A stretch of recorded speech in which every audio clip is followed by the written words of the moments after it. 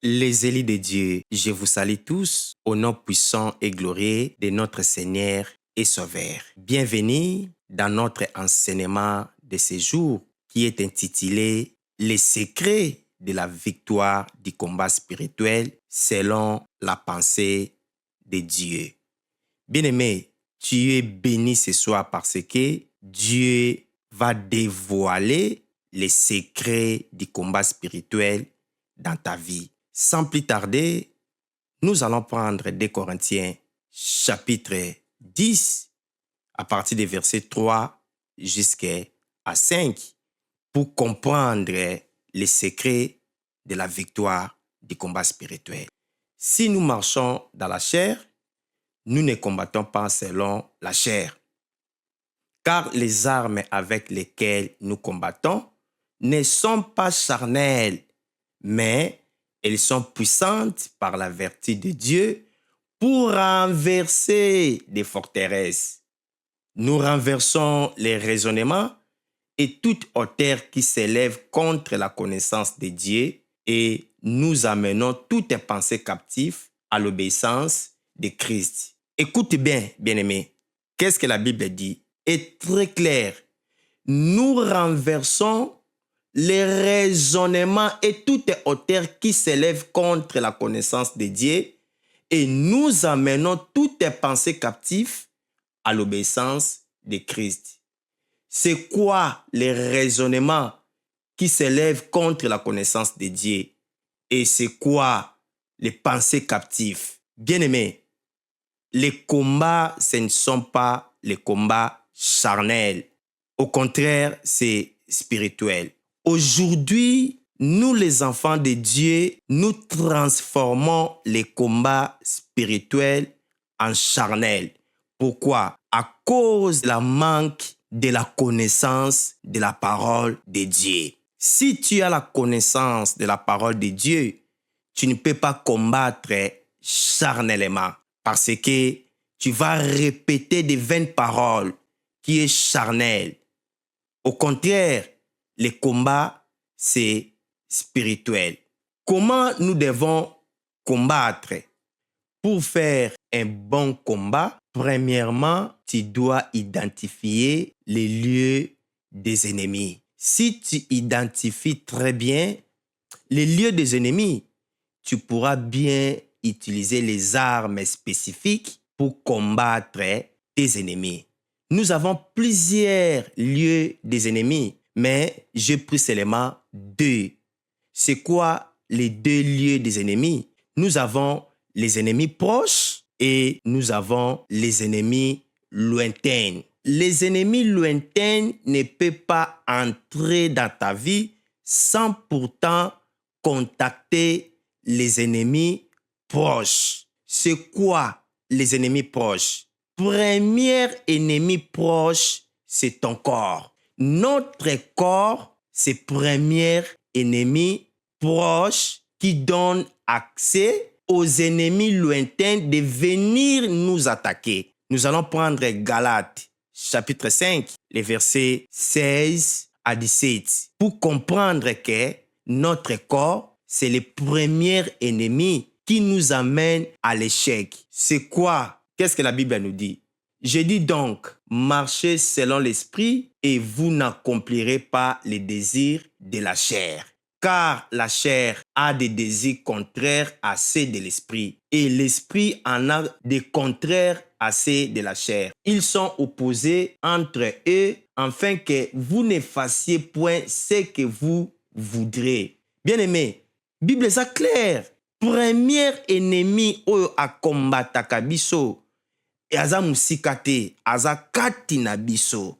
Soki obandi kosala ba examen de conscience de ta vie, tu verras que premier ennemi oyo aza ko combattre vie na yo eza papa te, eza noko te, eza communauté te. Même si il y a différentes sortes de combats spirituels, mais les premiers ennemis, azakat nabiso. Les mensonges, c'est le premier ennemi. L'orgueil, c'est le premier ennemi. L'hypocrisie, c'est le premier ennemi. La colère, c'est le premier ennemi. L'impudicité, c'est le premier ennemi. La sorcellerie, c'est le premier ennemi. L'ivrognerie, c'est le premier ennemi. Pendant que tu as ces choses dans ton corps, sache-le bien que tu ouvres des portes afin que les ennemis lointains qu'ils viennent pour t'attaquer. Bien-aimé, le combat c'est spirituel. Nous ne pouvons pas combattre ennemis avec ses propres armes. Tolonga été, tokolonga été, tozokende ko combattre ennemi na ba arme na ye.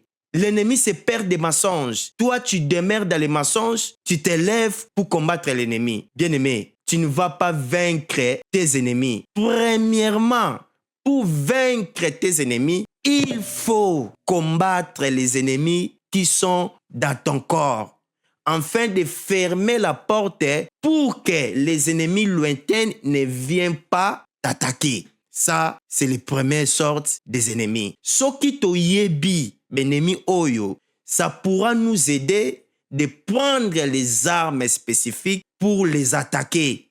Tolonga bango très facilement. Le combat spirituel, bien aimé, il faut avoir la connaissance de la parole de Dieu. Si tu as la connaissance de la parole de Dieu, okotambusa bomoina yo, lolenge batunion surtout, batambusaka bomoina bangote. Parce que nous renversons les raisonnements et toute hauteur qui s'élève contre la connaissance de Dieu et nous amenons toutes pensées captives à l'obéissance de Christ. Or que l'impudicité, la sorcellerie, l'ivrognerie, les mensonges, ce sont des pensées captives aux kati na bomo na biso.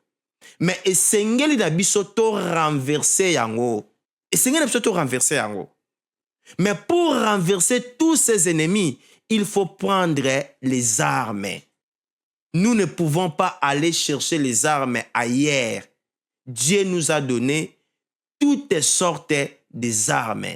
La parole de Dieu, yango des véritables armes oyo toko tenir contre binemi na biso. Là, c'était première sorte, il y a ennemi. Deuxième sorte, il y a ennemi. Et ça, ennemi lointain. Or que les ennemis lointains, dans le livre des Colossiens, chapitre 2, si tu prends les versets 14 à 15, tu verras comment est-ce que la Bible dit. Christ, à la croix, il a dépouillé les autorités, il a dépouillé les dominations, il a dépouillé les principautés. Il les a livrées publiquement en spectacle, à triompher d'elles par la croix. Ba autorité, ba principauté, ba domination, ba koki koyate ko atteindre yo, soki yo moko ofongoli porte te po pesa bango accès. C'est pour cela que je dis que les ennemis lointains, ils travaillent en collaboration avec les ennemis proches. Maintenant, nous allons prendre les armes spirituelles pour combattre nos ennemis. Où se trouvent les armes spirituelles pour combattre nos ennemis? Ce combat, ce n'est pas le combat de l'ignorance. Pour combattre tes ennemis, il faut avoir la connaissance de la parole de Dieu. Nous allons prendre Éphésiens chapitre 6, à partir des versets 10, nous descendons à bas. Mais, première arme que nous allons utiliser aujourd'hui, c'est dans les versets 14. Qu'est-ce que la Bible nous dit dans Éphésiens chapitre 6, les versets 14? Il est écrit, « Tenez donc ferme, ayez à vos reins la vérité pour sentir. Revêtez la cuirasse de la justice. » Ça, c'est première arme. Ayez à vos reins la vérité pour sentir. Mais pourquoi la Bible commence la ceinture dans vos reins? À la manière des hommes, avant de mettre la ceinture, il faut premièrement s'habiller. Il faut mettre les vêtements. Quand tu mets les vêtements et tu vas mettre la ceinture. Mais la Bible commence, ayez à vos reins la vérité pour sentir. C'est quoi la ceinture? C'est qui la ceinture? Scientifiquement, la ceinture, c'est un équipement de protection personnelle. Un soldat, avant d'aller à la guerre, il faut alata babilamba. Tango alati bilamba, atie ba munition, atie ba mbeli, atie ba biloko nyonso tu oyo akende kobunda na yango. C'est par là alati ceinture. Ceinture nde mutu ekomema biloko nyonso tu. Si un soldat a bien vêtu sa ceinture akotambola malamu. C'est pour cela, scientifiquement, la ceinture, c'est un équipement de protection personnelle. C'est qui la ceinture? Nous allons prendre Jérémie chapitre 2, les versets 32, pour comprendre c'est qui la ceinture.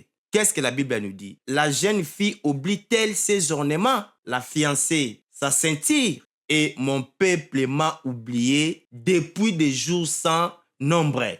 Ça, c'est Dieu qui déclare. La jeune fille ne peut pas oublier ses ornements. La fiancée ne peut pas oublier sa ceinture. Ici, la ceinture représente Dieu. Parce que Israël a oublié Dieu qui était les ceintures. Mais où la première ceinture, nous allons voir, a été faite dans les jardins. Quand nous prenons Genèse chapitre 3, les versets 7, qu'est-ce que la Bible nous dit? Adam et Ève, après avoir désobéi à la parole de Dieu, après avoir mangé les fruits de l'arbre que l'Éternel avait interdit, la Bible dit, les yeux de l'un et de l'autre s'ouvrirent et ils connurent qu'ils étaient nus. Et ayant conçu des feuilles de figuier, ils en firent des ceintures. Or, que première ceinture a été faite dans les jardins par les feuilles de figuier. Ça, ce n'était pas la véritable ceinture. Adam a commis une très grave erreur de faire la ceinture par les feuilles de figuier. Il oublie que quand le soleil va frapper les feuilles de figuier, les feuilles vont sécher. Regarde, notre Dieu, bien-aimé, tu es béni. L'amour de Dieu.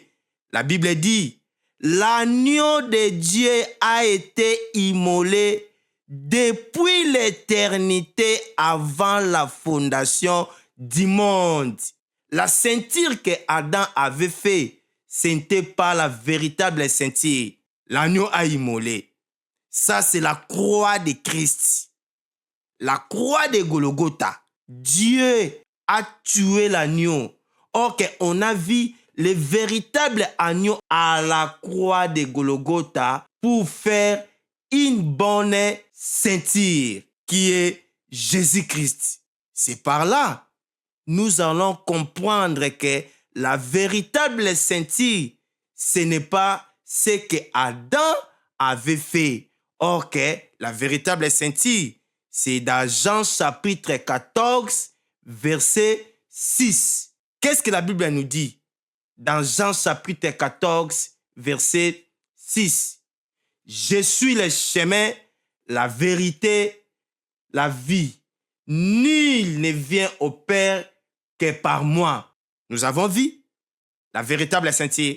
Quand Dieu commence par la ceinture sur les reins, c'est-à-dire la véritable ceinture, c'est le Seigneur Jésus-Christ, c'est lui qui est la vérité. Nous allons mettre la ceinture dans les reins comme la vérité. Bien-aimé, pour bien faire un bon combat, il faut être un homme de la vérité. Parce que la Bible dit, revêtez-vous de toutes les armes de Dieu afin de pouvoir tenir ferme contre les ruses du diable. Diable est risé. Le combat que nous allons faire avec l'ennemi, ce qui a yé na rise na makambo lukuta, biso toye na vérité. Ça, c'est le chemin de la victoire. Ça, c'est le secret de la victoire. Parce que l'ennemi est très risé. Je vais te montrer comment est-ce que l'ennemi est très risé. Prends Matthieu chapitre 4, commencez de verset 3.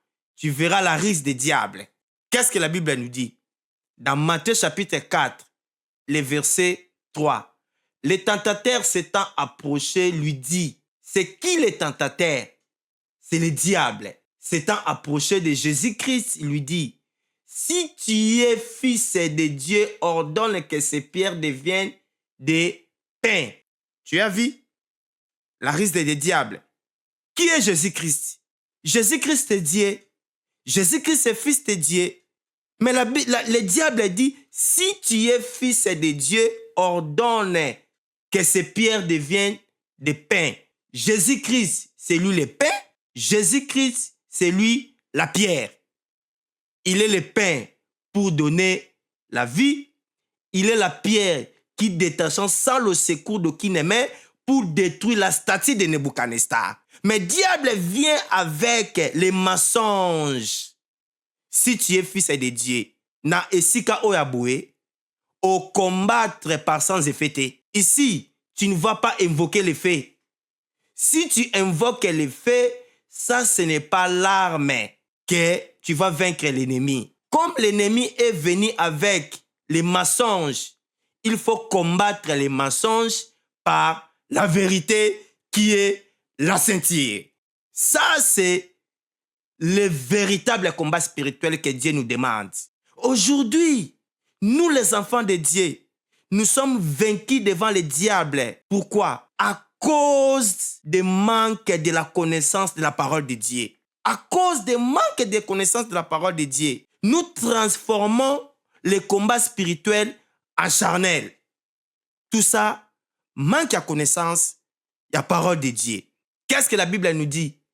Si tu lis Romains chapitre 12, tu prends les versets 18 à 19, la Bible dit, ne vengez pas vous-même, laissez la colère. Mais aujourd'hui, si ennemi t'attaque par la colère, un enfant de Dieu répond aussi par la colère. Si ennemi t'attaque par les mensonges, un enfant de Dieu répond aussi par les mensonges. Mon esika diable a combattre biso. Mais la Bible dit, pour vaincre, il faut prendre la vérité comme ceinture. Et cette ceinture, nous allons mettre ça où? Nous allons mettre ça sur les reins. Là aussi, c'est tout un problème. C'est quoi les reins? Or que les reins, c'est la force. Selon Job chapitre 40, le verset 16. La force de l'hippopotame était dans ses reins. Même nous vérifions dans Genèse chapitre 32, le verset 25.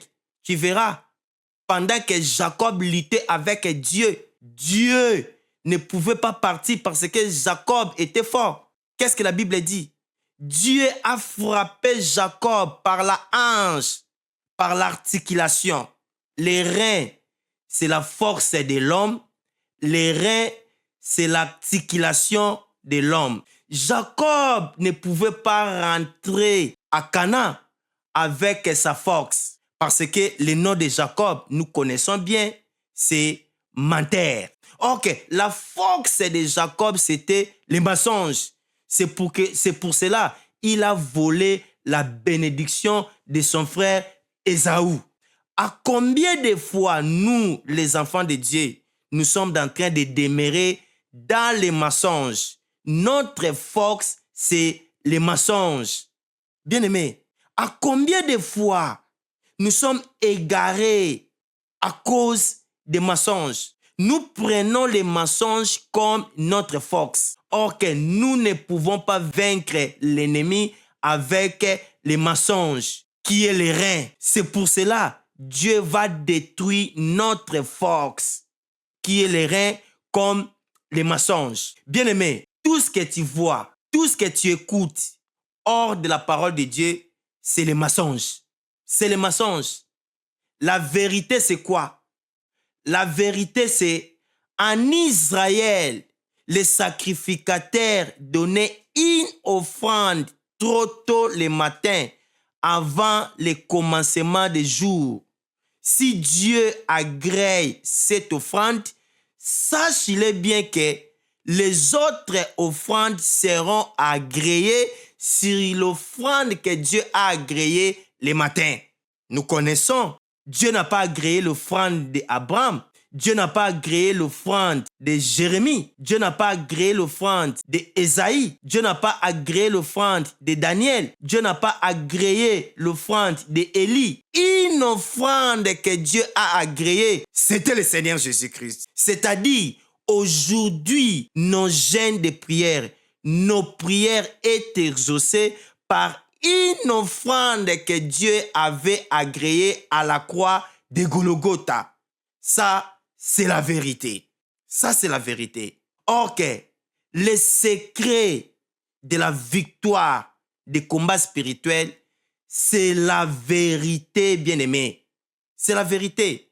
Parce que diable a implanté les mensonges dans nos pensées. Diable nous a égarés par les pensées. Diable a pris nos pensées captives. Mais la Bible dit, nous renversons les raisonnements et toute hauteur qui s'élève contre la connaissance de Dieu et nous amenons toutes pensées captives à l'obéissance de Christ. Au niveau des pensées, lokuta et kotati nakata makanisi.